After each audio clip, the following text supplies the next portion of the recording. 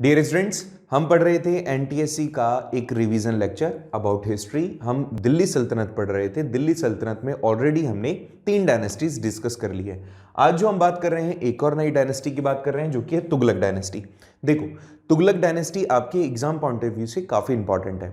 इसमें मोहम्मद बिन तुगलक आएंगे जो कि काफी ज्यादा प्रोमिनेंट है, उनसे बहुत सारे क्वेश्चन बनते हैं और काफी इंटरेस्टिंग भी कैरेक्टर है वो। ठीक है, तो उसको पढ़ेंगे हम। हमने अब तक जब देखा तो एक डायनेस्टी का एंड हमने देखा था, वो थी खिलजी डायनेस्टी। खिलजी डायनेस्टी के लास्ट रूलर थे नसरुद्दीन खुसरव शाह, जिनको हरा करके इस डायनेस्टी के ऊपर कंट्रोल कर लिया था या दिल्ली सल्तनत के ऊपर कंट्रोल कर लिया था गाजी मलिक ने, जो कि कौन थे, जिनको दूसरे नाम से जानते हैं हम गयासुद्दीन तुगलक। तो गयासुद्दीन तुगलक हो या फिर गाजी मलिक कह दो, इन्होंने दिल्ली सल्तनत पे अपना कब्जा कर लिया। कब किया? 1320 में। 1320 से लेकर 1325 तक 1322-1325 he was the sultan of Delhi saltanat. But during his reign he faced many revolts. इसके खुद के जो लोग थे वो भी इसके बागी हो गए थे, उन लोगों ने भी इसका साथ देना छोड़ दिया था। ठीक है, तो बहुत सारे रिवॉल्ट्स इसने झेली। उन सभी रिवॉल्ट्स के चलते इसके बेटे, जिनका नाम था जूना खां, इनको इन्होंने बहुत जगह पर मतलब भेज दिया कि तुम वहां जाओ और वहां पे अपना वहां लड़ो और वहां से जो टेरिटरीज हैं वो जीत लो, सो दैट अपनी पावर बढ़ जाए। ऐसे में जब इन्होंने अपने बेटे को जूना खां को अलग अलग जगह भेजा, स्पेशली वारंगल तमिलनाडु, वहां पर ये जीते। किनसे लड़ाई हुई इनकी? वहां प्रताप रुद्रदेव के साथ में हुई। आगे चल के इन्होंने फिर कैंपेन किया जो जजनगर है उड़ीसा के अंदर, वहां पर भी जीत गए। इसके अलावा जो जूना खां थे, उन्होंने इन सभी जगहों को जीतने के बाद में बंगाल के अंदर भी लड़ाई लड़ी, वो भी ये जीत गए। ठीक है, तो यहां पर 3 नाम है, जूना खां, उलग खां, और आगे जब ये सल्तनत के अंदर मतलब ये यहां आए, जब ये आ रहे थे इन सब जगहों को जीतने के बाद, तो इनका वेलकम किया जाना था। वेलकम के लिए एक बहुत बड़ा सेरेमनी रखा गया 1325 में, जहां पर ऐसे बोला जाता है कि इतनी सारे लड़ाइयां लड़ने के बाद, क्योंकि इनमें बहुत पावर आ गया था, तो इनको वो जो सल्तनत थी उसकी भी चाह होने लगी जिसपे इनके पिता बैठे थे। तो इनके पिता के अगेंस्ट में इन्होंने क्या किया? षड्यंत्र रचा, और इस षड्यंत्र को एक तरीके से यहां पे अंजाम दिया गया जब इनकी वेलकम सेरेमनी होनी थी 1325 में। एक वुडन बिल्डिंग के कारण से, जिनके पिता थे गयासुद्दीन तुगलक, मैं बलबन नहीं कह रहा हूं, हमने गयासुद्दीन बलबन भी पढ़ा है ना फर्स्ट वाले में, तो ये गयासुद्दीन तुगलक हैं, तो उनकी डेथ हो गई, वहां पर वो मर गए और वहां पर इनके बेटे को सुल्तान बना दिया गया इस डायनेस्टी का। जैसे ही ये सुल्तान बने तब से इनका नाम पड़ गया मोहम्मद बिन तुगलक, जो इस डायनेस्टी के सबसे प्रोमिनेंट लीडर है। अच्छा, इस वाले पेज पर आपको क्या क्या पढ़ना है? ये पढ़ा आपने कि गाजी मलिक का नाम है गयासुद्दीन तुगलक है, इस डायनेस्टी का एस्टेब्लिशमेंट इन्होंने किया और 1320 में हुआ। 1320 से 1414 तक ये डायनेस्टी रही। बट अगर मैं इसको थोड़ा और आपको मतलब क्लियर कर दूं तो 1398 के अंदर इस डायनेस्टी का लगभग ये कमजोर हो जाती है। और ये जो लास्ट के कुछ साल यहां पर ये और हमने आगे बढ़ा के बताया है आपको, इसमें कुछ रूलर्स आते हैं, लेकिन वो केवल ऐसे बोल सकते हैं ना अपन कि पूरे तरीके से डिस्ट्रॉय 1414 में हुई, लेकिन इनके पास से या दिल्ली सल्तनत का जो तख्तो ताज था वो छिन चुका था। कब वो छिन चुका था? लगभग 1398 में ही। तो यहां से तो यही क्वेश्चंस हैं। ये कैसे मरे? कि भाई कोलैप्स हो गया था वुडन बिल्डिंग से, तो इनकी डेथ हो गई। किसकी? इस सुल्तान की। क्या नाम था? गयासुद्दीन तुगलक। कौन बन गया इसके बाद राजा? जूना खां, या जिसको हम मोहम्मद बिन तुगलक के नाम से जानते हैं। इनको और डिटेल में पढ़ते हैं तो इनका नाम ये ऑब्वियसली जब सुल्तान बने तब से पड़ा। इनको और नामों से भी हम जानते हैं। जो जूना खान थे उनका पूरा नाम था फखर मलिक जूना खान, जिनको मोहम्मद बिन तुगलक कहते हो या उलग खां भी कहते हो। याद रखना, इनके जो फादर थे अभी हमने देखा था वो मुस्लिम थे, और बोला जाता है इनकी जो मदर थी वो कौन थी? हिंदू थी। इसीलिए मतलब हिंदू और मुस्लिम्स के अंदर ज्यादा इनका डिविजन्स नहीं थे, ज्यादा भेदभाव ये नहीं किया करते थे। इनके और भी कई सारे नाम हैं। क्यों नाम है बहुत सारे, उसमें से एक सबसे स्पेशल नाम मैं भी हाईलाइट कर रहा हूं, बट पहले देख लो, इनको बहुत सारे अलग अलग नामों से भी जाना जाता है। ये इंटरनल रिवोल्ट्स के कारण उपजे, थ्रस्टी ऑफ ब्लड इन्हें बोला जाता है। क्वेश्चन आ गया है एक बार कि थ्रस्टी ऑफ ब्लड किस राजा के लिए डिनोट किया गया है, तो ये है हमारे मोहम्मद बिन तुगलक। चलो और देखो आगे, एक और बहुत इंपॉर्टेंट नाम, वाइस फूल किंग। वाइस भी, फूल भी, इनके बारे में थोड़ा सा बता देता हूं। ऐसा बोला जाता है मुगल्स में सबसे ज्यादा इंटेलेक्चुअल अगर देखा जाए अभी तक के अंदर, तो सबसे ज्यादा इंटेलेक्चुअल ये थे, मोहम्मद बिन तुगलक। बहुत सारी फॉरेन लैंग्वेजेस आती थी, बहुत पढ़े लिखे थे, बहुत स्कॉलर थे, बहुत मतलब अलग अलग चीजों में इनका इंटरेस्ट था और सभी चीजों में बहुत ही पारंगत थे। बट ये तो हो गया इनके वाइस। फूल क्या थे? इनके लिए हुए डिसीजंस, काफी ऐसे डिसीजंस इन्होंने लिए जो कि शायद अच्छे नहीं थे, सही नहीं थे, इस कारण से इनको वाइस भी कहा जाता है और फूल भी कहा जाता है। और एक और इनका नाम दिया जाता है an astonishing mix of contradictions, ये भी इनके लिए बोला जाता है। तो ये सारे नाम इनके लिए ही हैं, सारे डेडिकेटेड क्यों है अभी तुम खुद जान जाओगे। देखो, अब तक दिल्ली सल्तनत काफी ज्यादा प्रॉस्परस थी। इन्होंने क्या किया, दिल्ली सल्तनत से अपनी कैपिटल मूव कर दी देवगिरी को, जिसको आप आगे चल करके दौलताबाद भी देखते हो। दौलताबाद आपने सुना होगा, सदर्न पार्ट में है, लगभग दिल्ली से 1500 किलोमीटर की दूरी पर है। इन्होंने अपनी कैपिटल दिल्ली से दौलताबाद शिफ्ट कर दी। और ऐसे ही नहीं, शिफ्ट नहीं की, सारे के सारे लोगों को यह फरमान दे दिया कि कोई भी व्यक्ति दिल्ली में नहीं रुकेगा, सारे के सारे कहां चलेंगे? दौलताबाद चलेंगे, मतलब देवगिरी चलेंगे। ठीक है, अब सुनो क्या हुआ, मैप में देखेंगे तो आपको पता चल जाएगा। इस टाइम ड्यूरेशन के अंदर सारे के सारे लोगों को मूव करना एक साथ, तो कुछ लोग वीक थे, कुछ लोग कह सकते हो मतलब नहीं चल सकते थे, अपाहिज भी थे कुछ, तो उन लोग को ऐसे कहा जाता है कि जब आधे लोग वहां पहुंचे, तो लगभग 1500 किलोमीटर दूर जब वो वहां पहुंचे, तो ऐसे में मैक्सिमम लोग मारे गए, मर गए अपने आप ही। ठीक है, क्योंकि घोड़ों से बांध करके उनको लेके जाया जाता था जो फिजिकली वीक थे, जो नहीं चल सकते थे। ऐसे बहुत सारी चीजें हुई जिससे कि लोगों के बीच में इसका जो प्रेस्टीज था वो खत्म होने लगा, लोग इसके अगेंस्ट हो गए। तो एक ये काम इन्होंने किया था कि इन्होंने अपनी कैपिटल को देवगिरी से मूव करके, जिसको आप दौलताबाद कहते हो, मतलब देवगिरी में एस्टेब्लिश किया, दिल्ली से हटा दिया। दिल्ली पर क्यों नहीं रखना चाह रहा था ये? क्योंकि दिल्ली से क्या होता था, दिल्ली से मंगोल्स बहुत पास में थे, तो बार बार मंगोलियंस अटैक कर देते थे। बाकी सदर्न पार्ट क्योंकि ये जीत के आए थे, तो ये चाह रहे थे कि सदर्न पार्ट भी इसके कंट्रोल में रहे, तो वो दिल्ली काफी दूर था, तो ये बिल्कुल सदर्न पार्ट में नहीं जाना चाह रहे थे, मिडिल में रहना चाह रहे थे। तो ऐसे में देवगिरी सही प्लेस था जहां से दोनों तीनों जगह को टेक केयर कर सकते थे, तो दिल्ली और इसके अलावा दिल्ली से मूव करके देवगिरी। बट जब वो वहां पहुंचे तो वहां पे सर्वाइवल नहीं हो पाया, तो ऐसे में इन्होंने फिर से लगभग दिल्ली के अंदर 1335 के अंदर दिल्ली के अंदर ये वापस से आ गए। लगभग इन्होंने 7-8 साल यहां पर कंट्रोल किया, रूल किया, दौलताबाद में पहुंचे, लेकिन उसके बाद में ये वापस से इनको दिल्ली ही शिफ्ट होना पड़ा। ठीक है, तो ये एक बहुत ही फूल डिसीजन था, एक सही डिसीजन नहीं था, इस कारण से ये नाम जो है वो सार्थक होता है इनके लिए। आगे चल के बात करें तो 1330 में इन्होंने एक करेंसी लॉन्च की। उस टाइम पर गोल्ड और सिल्वर की करेंसी चला करती थी, कॉइन्स चलते थे, लेकिन उन्होंने सोचा कि ये जो प्रेशियस स्टोन्स हैं या प्रेशियस जो मेटल्स हैं, इनको मतलब सही रखा जाए सही तरीके से। तो उन्होंने एक मिक्स मेटल का या मिक्सचर ऑफ कॉपर एंड निकल, जो भी मेटल्स हैं उनको मिलाकर के एक करेंसी बनाई। लेकिन ये जो करेंसी थी, लोगों को पता चल गया कि भैया ये जो करेंसी है, इस करेंसी को ऐसे बनाया जाता है, और उन्होंने फेक करेंसी बनाना शुरू कर दिया। अच्छा सोचा था इसने, बट ये भी स्टेप जो इसका था वो गलत हो गया।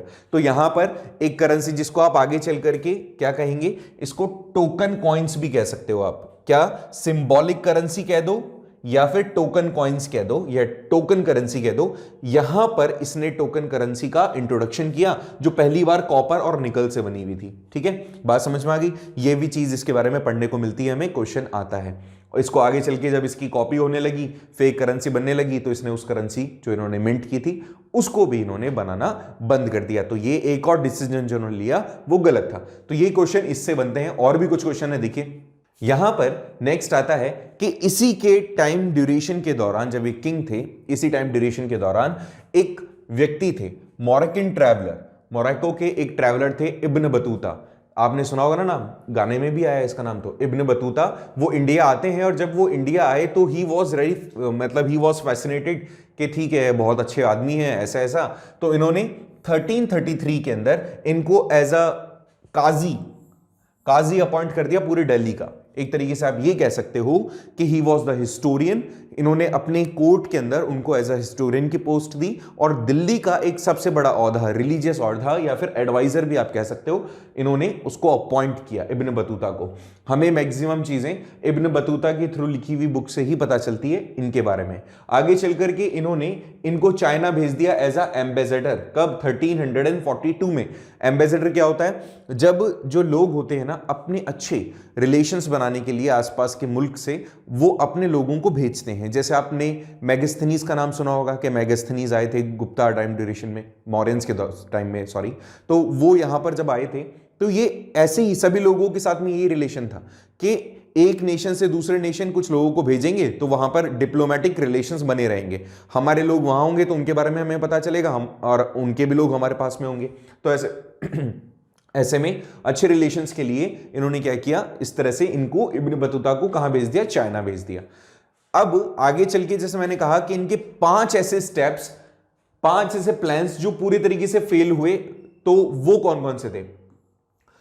यहां पे अगर मैं बात करूं तो यहां पे 5 प्लान्स इन्होंने बनाए और उसके हिसाब से इनकी एडमिनिस्ट्रेशन को लेकर के कमियां सामने आ गई। जो बरूनी थे, जो भी एक और हिस्टोरियन है, उन्होंने बताया ये 5 बड़ी प्लानिंग्स। पहली प्लानिंग थी, इन्होंने टैक्स बढ़ा दिया था दोआब में। दोआब क्या होता है? जहां पे 2 रिवर्स आपस में मिलती है। तो यहां पर जिस दोआब की बात कर रहे हैं वो इलाहाबाद है।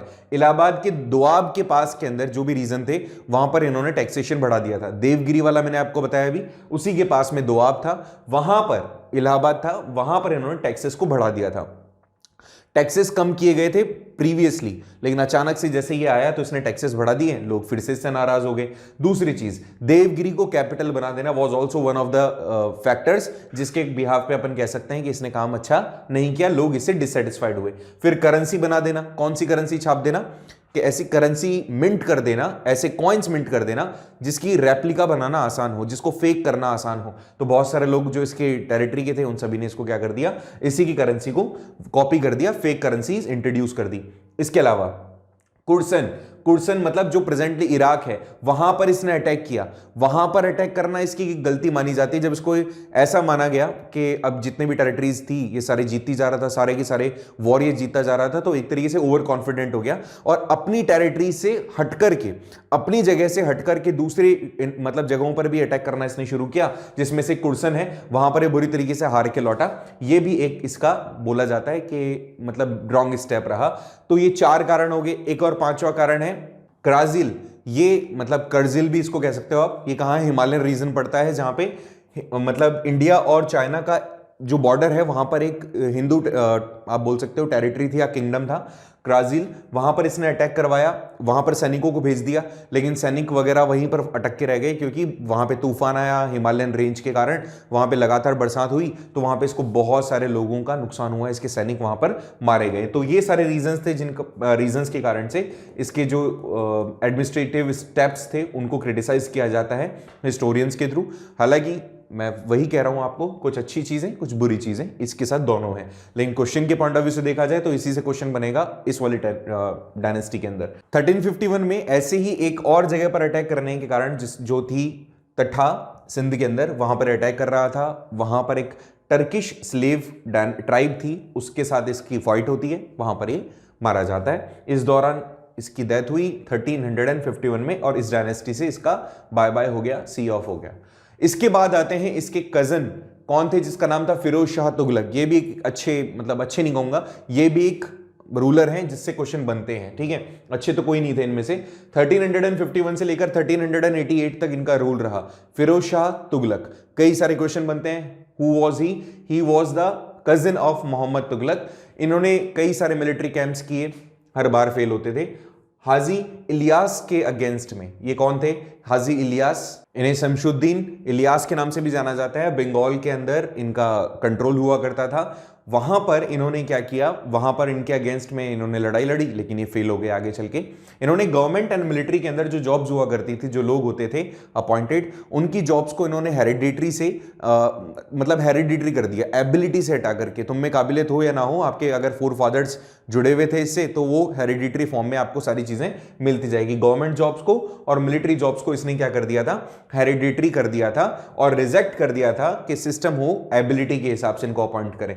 ये याद रखना थोड़ा सा। इन्होंने अपने लाइफ के दौरान ही, मतलब जब ये जिंदा थे उसी दौरान इन्होंने फतेह खां, हालांकि किंग नहीं बने, फतेह खां को इन्होंने बता दिया कि मेरे बाद में ये राजा बनेगा, लेकिन ये बन नहीं पाया। ठीक है, क्यों नहीं बन पाया? क्योंकि मौका ही नहीं मिला इसको। आगे देखो, इसने बिल्डिंग आर्किटेक्चर के ऊपर काफी ज्यादा फोकस किया। इसने आर्किटेक्चर को प्रमोट करने के लिए काफी ज्यादा स्टेप्स लिए। ठीक है, एक और चीज बताता हूं, इसने बहुत सारे बिल्डिंग्स भी बनाई थी। ठीक है, बहुत सारे बिल्डिंग्स बनवाई भी थी और तुड़वाई भी थी। तुड़वाने में हिंदू रिलीजन के बहुत सारे टेंपल्स हैं, वो भी इन्होंने तुड़वाए थे। तो इसने बिल्डिंग आर्किटेक्चर पे ज्यादा फोकस किया। इवन इसने कई सारे सिटीज बसाए, जिसको हिसार फिरोजा कहा जाता है, फिरोजाबाद कहा जाता है और जौनपुर कहा जाता है। ये तीन स्पेशल सिटीज यहां पर, हिसार, फिरोजा, फिरोजाबाद और जौनपुर। क्वेश्चन दे रहा हूं, मेरे को कमेंट बॉक्स में बताना कि ये फिरोज कौन था या फिरोजा कौन थी, जिसके कारण से इसने ये नाम यहां पर रखा है। इंटरेस्टिंग फैक्ट है इसके पीछे भी, तो मुझे कमेंट करके बताना। अगर आपको बतानी हो तो भी मैसेज करना मुझे, मैं बताऊंगा फिर। इसने एक और काम किया, इसने अशोका के पिलर थे तोपरा में, तोपरा कहां है? हरियाणा में, और मेरठ कहां है? यूपी में। वहां से इन्होंने अशोकन पिलर्स को उठवाया और अपनी दिल्ली में बुला लिया, मतलब उनको मंगवा लिया वहां पे।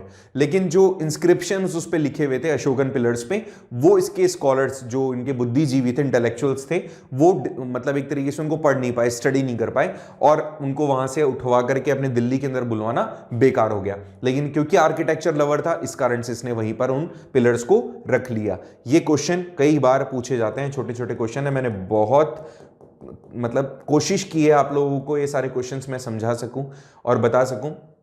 एक जगह पर सारे क्वेश्चंस जुड़े हुए जितने भी इससे पूछे जा सकते हैं, मैंने सारे लिखने की कोशिश की है। होपफुली आपको ये बेनिफिट देगा। इसकी अगर अचीवमेंट की बात करें तो एक सबसे बड़ी अचीवमेंट थी कि इसने कैनल बनाई थी हंसी और सिरसा रीजन के बीच में, क्योंकि वहां पर मतलब नॉर्थ इंडिया के अंदर जहां पे पानी की कमी थी, उन वहां पर दो जगहों के बीच में इसने कैनल बनवाया, जिससे कि पानी की जो स्कैरिसिटी है उसको ये मतलब कॉप अप कर सके। ठीक है, इसने एक और चीज करी, इसने अन इस्लामिक पनिशमेंट्स को खत्म कर दिया। जो चीजें इस्लाम में थी, जो चीजें शरीयत में थी, शरीयत क्या होता है? रिलीजियस, मतलब एक तरीके का लॉ बुक है। उसके अंदर इन्होंने क्या किया, जो जो चीजें थी मेंशन, उन्हीं चीजों को इन्होंने रखा।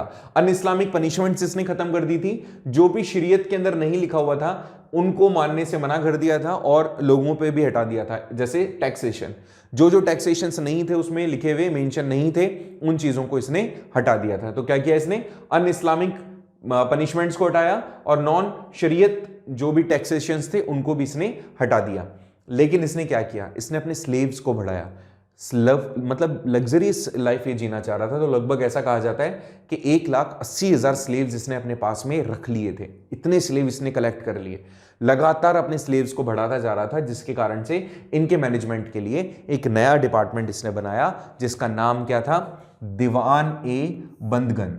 ठीक है, दीवाने बदगन, ये एक स्लेव डिपार्टमेंट था जो कि बनाया गया था क्योंकि स्लेव्स काफी बढ़ गए थे इसके। सोचो ना, इतने गुलाम, 1,80,000 गुलाम। इसके अलावा इसके साथ में एक और चीज जुड़ी हुई है कि जो जगन्नाथ टेम्पल है पुरी के अंदर, जगन्नाथपुरी आपने नाम सुना होगा, वहां पर इस टेम्पल को भी तोड़वाने का काम इन्हीं महाशय का था। उन्होंने तोड़वाया, लेकिन तुम जानते ही हो चीजें आई है, बनी है, बनकर सामने हमारे आई है, लेकिन हमेशा रही नहीं। तो वैसे ही ये लोग चले गए, इनको मंदिरों को तोड़वाने वाले चले गए, लेकिन मंदिर वहीं के वहीं आज तक। इनकी डेथ होती है 1388 में। ये भी एक बहुत ही मतलब ठीक था, सही तरीके से मरे। 1388 के अंदर इनकी डेथ हुई, और डेथ होने के बाद में इनकी जो जगह थी वो लेते हैं इनके बेटे। यहां पर आ जाता है गयासुद्दीन तुगलक शाह सेकंड, इसके बाद में अबू बकर शाह, और फिर नसरुद्दीन मोहम्मद तुगलक। ये लोग सारे मतलब इस डायनेस्टी के अंदर बहुत सारे, अप्रोक्सीमेटली 14 14 इस डायनेस्टी के अंदर बड़े बड़े आप कहते हो मतलब टोटल रूलर्स रहे, लेकिन ये जो व्यक्ति थे, ये व्यक्ति लास्ट रूलर थे इस तुगलक डायनेस्टी के। हालांकि ये जो थे नसरुद्दीन मोहम्मद तुगलक, ये सेकंड हैं, इनके बाद और आते हैं और लास्ट में फिर ये वापस उनको जीत के आ जाते हैं, ऐसा है। ठीक है, टोटल 14 इस डायनेस्टी के अंदर ये लोग रहे, लेकिन लास्टली इसी टाइम, इन्हीं के टाइम ड्यूरेशन के अंदर कौन आ जाते हैं, 1398 के अंदर इस तुगलक डायनेस्टी के ऊपर एक टर्किश इन्वेडर आ जाता है जिसका नाम है तैमूर। आपने सुना होगा तैमूर। तो तैमूर यहां आ जाता है और इनकी सल्तनत के ऊपर कब्जा कर लेता है। ये लोग अपनी जान बचा के भागते हैं। कुछ इसके बाद में इस डायनेस्टी के अंदर रूलर रहेंगे, बट वो इतने पावरफुल नहीं थे, इस कारण से ज्यादा हमें इसके बारे में पढ़ने को नहीं मिलता। इतना सा आपको इसमें पढ़ना है। हमने क्या क्या पढ़ा, क्या क्या क्वेश्चन है, एक बार छोटा सा रिवीजन कर लेते हैं। देखो भाई, ठीक है, इस तुगलक डायनेस्टी के बारे में अपन पढ़ रहे हैं, तो ये तो बहुत ज्यादा आगे चला गया। Just a second please. मैंने आपको तुगलक्स के बारे में बताया कि इस तुगलक डायनेस्टी की शुरुआत होती है गाजी मलिक के थ्रू, जिसको गयासुद्दीन तुगलक भी कहते हैं। इन्होंने बहुत सारे रिवॉल्ट्स को फेस किया। इन्होंने अपने बेटे को, जिनका नाम मोहम्मद बिन तुगलक था, उसको अपना एक तरीके से सक्सेसर भी इन्होंने अपॉइंट कर लिया था, लेकिन पहले ही ऑलरेडी इनकी डेथ जो जेन्युइन मतलब जिस टाइम पर होनी थी उससे पहले ही प्लान करके इनको मार दिया गया और इनकी जगह किसने ले ली, मोहम्मद बिन तुगलक ने। मोहम्मद बिन तुगलक से बहुत सारे क्वेश्चन, इनके बहुत सारे नाम, हमेशा बहुत जगहों पर इन्होंने अटैक किया और सारी जगहों पर इन्होंने वो अटैक्स जीत लिए। देवगिरी तक अपनी कैपिटल इन्होंने शिफ्ट करी, जिसके कारण से इनको बहुत नुकसान हुआ, पैसों का भी हुआ और लोगों के फेथ का भी हुआ। पहले तो देवगिरी भेजा गया दिल्ली से कैपिटल शिफ्ट कर दी। इवन सोचो, ये कहना, ठीक है आप जा सकते हो, लेकिन ये कहना कि सारे लोग, एक भी व्यक्ति दिल्ली में नहीं रुकेगा, सारे लोगों को इन्होंने शिफ्ट कर दिया देवगिरी में, जिसको आप क्या कहते हो, दौलताबाद कहते हो। तो वहां पर इन्होंने शिफ्ट किया। उसके बाद में वापस से इन्होंने अपनी जो कैपिटल थी दौलताबाद से दिल्ली वापस शिफ्ट कर ली 1935 में। ट्रिकी क्वेश्चन आएगा तो क्वेश्चन इसी तरीके से आएगा, या तो दौलताबाद से दिल्ली पूछेगा, दिल्ली से दौलताबाद पूछेगा। ठीक है, इसके बाद एक और चीज, सिंबॉलिक करेंसी लोगों ने कॉपी करना शुरू कर दिया। इसके बाद में और क्या क्या मिस्टेक्स, इराक पर अटैक करना और ऐसे रीजन्स पे अटैक करना जहां पर इनकी बस की बात नहीं थी। दुआब पे टैक्सेशन का बढ़ा देना, लोगों का डिससेटिस्फेक्शन क्रिएट किया इसके अगेंस्ट में, और ऐसे में फिर इसकी जो पोजीशन थी वो खत्म हो गई। जबकि इस डायनेस्टी या इससे पहले वाले जितने भी मुगल्स थे उन सब में सबसे ज्यादा इंटेलेक्चुअल अगर कोई पर्सन था तो ही वॉज ओनली। हालांकि इसके बाद में अगर देखा जाएगा तो अगर पूरी की पूरी लिस्ट निकाली जाए और उसमें एक सही एक मुगल किसी को देखा जाए, कोई मुगल को देख लो या फिर इस तरह की स्लेव्स को देख लो, तो इनमें सबसे इंटेलेक्चुअल था अकबर। ठीक है, और अगर इस टाइम तक देखूं, इस तक देखूं, तो सबसे इंटेलेक्चुअल आता है मोहम्मद बिन तुगलक। ठीक है, हालांकि एक भी अच्छे नहीं थे हमारे पॉइंट ऑफ व्यू से तो, बट फिर भी चलिए और देखते हैं। ये सारी चीजें होंगी। इन्होंने इब्न बतूता को अपॉइंट किया अपना एक तरीके से हिस्टोरियन, और उसने अपनी बुक्स के अंदर इसके बारे में लिखा। हमें ये सारी जो भी चीजें हम देख रहे हैं, इब्न बतूता या फिर बरूनी जो हैं, उनके थ्रू ही हमें इन सब चीजों के बारे में पता चलता है। बस ठीक है, इतना ही आपको देखना है। इस डायनेस्टी में इतना ही था, ज्यादा कुछ नहीं था। इसके बाद 2 डायनेस्टी पढ़ेंगे और फिर उसके बाद में आएगी हमारी एक्चुअल मुगल डायनेस्टी। ठीक है, तो आप अभी तक जितना भी हमने पढ़ा है उसको रिवाइज करें, कहीं प्रॉब्लम आए तो पूछें और डाउट्स लेकर आएँ। हो सकता है आप लोगों को डाउट्स आते हो बट आप पूछते नहीं हो, तो ऐसे में वो डाउट ही रहेंगे, आप मतलब उसको ओवरकम नहीं कर पाओगे। एग्जाम की डेट्स कभी भी आ सकती हैं, हो सकता है नेक्स्ट मंथ में रिलीज हो जाए डेट्स और नेक्स्ट मंथ में एग्जाम भी हो जाए। तो प्लीज अपनी तैयारी पूरी रखो, कहीं प्रॉब्लम आए या कहीं हमारी हेल्प की जरूरत पड़े तो मांगो हेल्प। ठीक है, मिलते हैं नेक्स्ट लेक्चर में एक और नई डायनेस्टी के साथ। तब तक के लिए bye bye, see you, have a nice day.